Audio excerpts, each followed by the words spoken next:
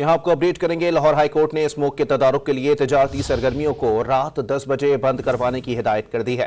मजीद जानते हैं don news के नुमाइंदे राना बिलाल से। जी राना बिलाल, अपडेट कीजिएगा, मजीद क्या हिदायत जारी की गई हैं?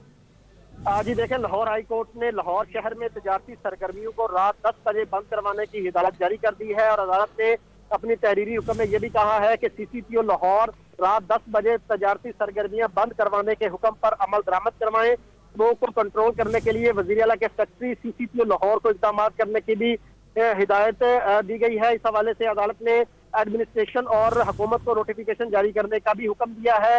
जस्टिस शाहिद करीम ने शहरी हारून समेत दीगर की दरखास्तों पर गुज़िश्ता समात का तहरीरी हुक्म जारी किया है, जिसमें यह भी कहा गया है कि हफ्ते में 2 दिन वर्क फ्रॉम होम का नोटिफिकेशन निजी अदारों, बैंकों समेत दीगर के लिए जारी किया जाए।